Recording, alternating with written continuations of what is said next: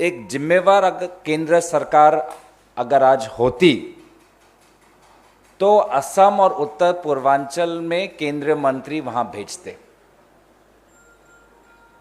प्रधानमंत्री स्वयं जाते, खुद देखते वर्तमान की क्या समस्याएं हैं, कहां कमी है, लोगों को की क्या समस्या है,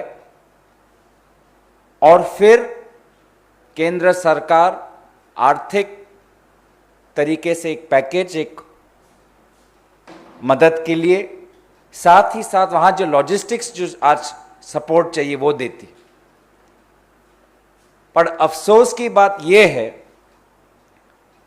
कि वर्तमान में केंद्र में एक जिम्मेवार सरकार नहीं है। वर्तमान में केंद्र में जो सरकार है वो सत्ता की इतनी भूखी है कि सत्ता की इतनी लालच में है कि उनको असम और उत्तर पूर्वांचल में बाढ़ से पीड़ित लोगों का कष्ट नहीं दिखता, अंधी हो चुकी है सत्ता के लालच में। मीडिया में बार बार फोटोज आ रहे हैं कि किस प्रकार बच्चे और परिवार बैम्बू का नाव बनाकर या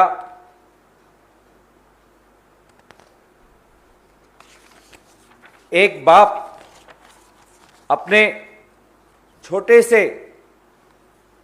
बच्चे जो अभी भी अस्पताल में है क्योंकि अस्पताल में पानी भर गया है, उसको इस प्रकार से उसकी जीवन को बचाने की कोशिश कर रहे हैं।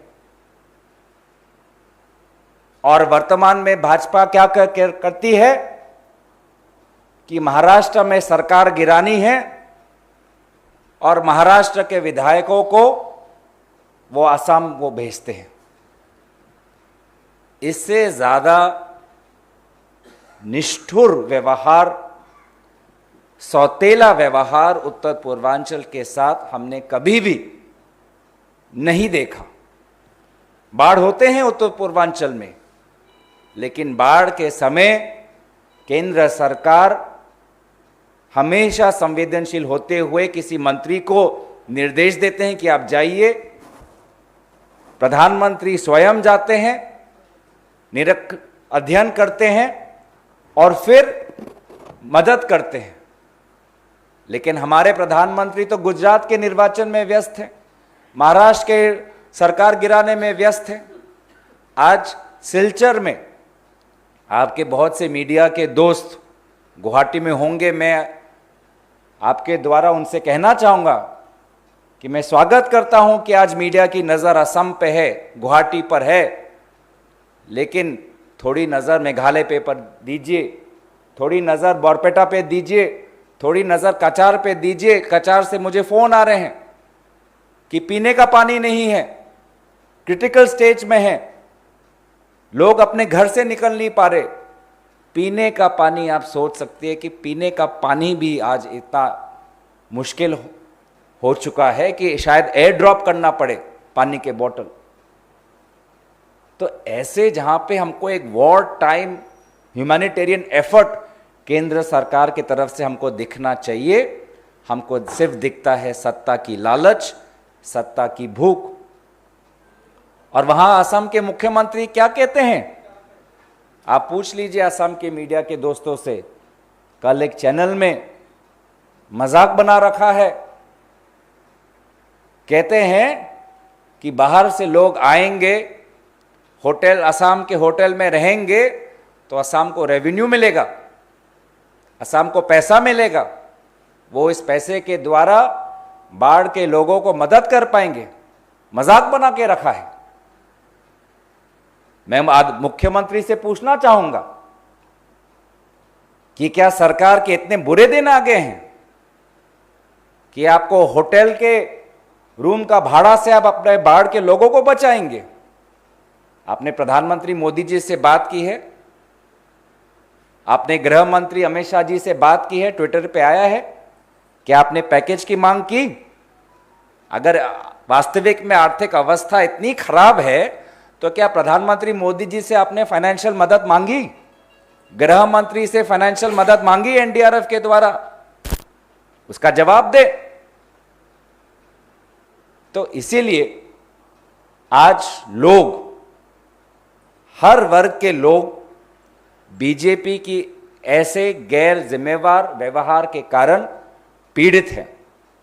वो चाहे उत्तर में हो, दक्षिण में हो, पूर्व में हो, पश्चिम में हो, बाढ़ से पीड़ित हो या बेरोजगारी से पीड़ित हो या सीमा सुरक्षा से पीड़ित हो, यह सत्ता की लालच और सत्ता की भूख ने भारत को विभाजित, भारत को पीछे और विकास के रास्ते से, सुरक्षा के रास्ते से बहुत परे कर दिया है।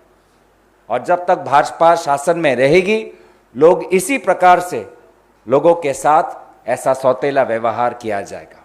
देखिए, इसमें हमने पहले भी कहा है कि ये शिवसेना पर हम अपनी बात नहीं रखना चाहते, क्योंकि वो उनके पार्टी का इंटरनल मामला है। पर हमारा विश्वास माननीय मुख्यमंत्री उद्धव ठाकरे जी पर है और हम संपर्क में हैं हमारे महाराष्ट्र के हमारे साथियों के साथ, और हमारा विश्वास है कि भाजपा की जो ये मंशा है कि वो सरकार को, एक स्थिर सरकार को गिराएगी और वापस देश को अस्थिरता में फेंकने का की जो उनका मंशा है, वो मंशा नाकाम होगा। ये एक और उदाहरण है कि भाजपा सत्ता की लालच में अस्थिरता धारावाहिक रूप से पैदा करती है, उत्पन्न करती है। जिस समय बेरोजगार युवा सड़क पर है, कोविड धीरे धीरे बढ़ रहा है, तो जिस समय बाढ़ है, जिस समय किसान पीड़ित है, कहीं कहीं भ्रष्टाचार के मामले हैं, तो यही सरकार भाजपा की सत्ता की लालच दोबारा दर्शाती है। और सत्ता के लालच में आज हमारा देश विकास, उन्नति, प्रगति, शांति के रास्ते से परे हो चुका है, और जहाँ पे हमको आगे बढ़ना था, भाजपा ने हमको पीछे ढकेल दिया है। ये राष्ट्रपति पद का जो निर्वाचन है, ये एक विचारधारा का भी निर्वाचन है, और वर्तमान की जो राजनीतिक परिस्थिति है उसके ऊपर भी ये एक निर्वाचन है। एक सोच की है, उनकी सोच और हमारी जो सोच, उनकी लोकतंत्र की कुचलने की सोच, बेरोजगार युवाओं के सपनों को कुचलने की सोच, आर्थिक व्यवस्था को गड़बड़ाने की सोच, चीन के सामने घुटने टिकने की सोच, और हमारी जो संवेदनशीलता है, इसको लेकर भी एक राष्ट्रपति का चुनाव आने वाले समय में इन मुद्दों पर भी होगा।